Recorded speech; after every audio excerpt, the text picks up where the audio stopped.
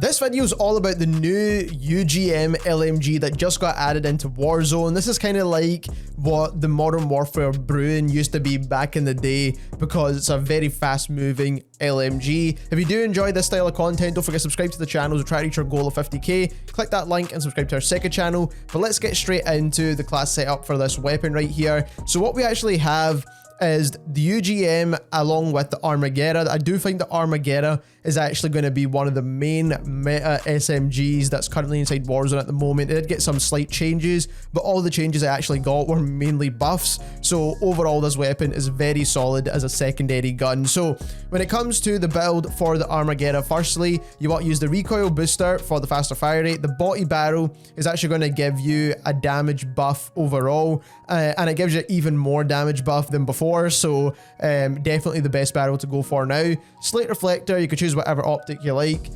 Folding stock is definitely the best stock for the Armageddon at the moment. Steady perk is going to allow you to stray faster. You do not need vital on this SMG. Quick, or you could choose on hand, it's going to give you a bit of a better ADS time. Then I usually go for the fabric grip, but you can also go for the polymer grip if you need that extra recoil control back in the weapon. So both are solid options. I just like the better movement speed. 60 round mags is the best mags for the Armageddon SMG. Then we've got lengthened and the hand stop underbarrel to control as much recoil as possible. Pairing this now with the new UGM LMG, there's a couple of different ways you can build this LMG if you really wanted to. Now, overall, it is a fast-moving weapon, so we don't really need to build it for movement speed because we're mainly trying to make it more of an assault rifle feel type weapon. So I feel like we're basically getting 2 assault rifles with Season 4, more or less, because obviously we've got the new Vargo coming in as well. But when it comes to the muzzle, MX silencer, as always, nothing really changes here. It's going to give you the best damage range and the best recoil control. When it comes to the barrel, the first barrel is the best at controlling recoil, so this is the one that you need to go for. You can actually go for the final barrel, but this is going to be mainly down to movement speeds and things like that, but it doesn't help with recoil. So if we are using it for mainly long range, which we usually do with our LMGs, then the Bernard barrel is the best. Then we've got the G16 optic. You could choose whatever one you want.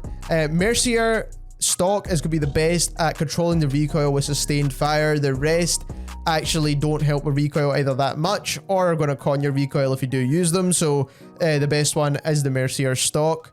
Then we've got tight grip to help with the sustained fire recoil control.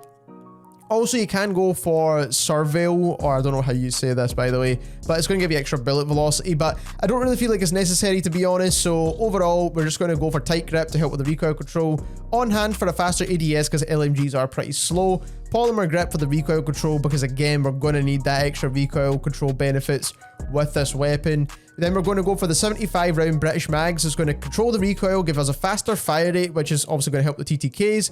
And it doesn't actually con the damage, it just cons the damage range, which isn't really a huge con.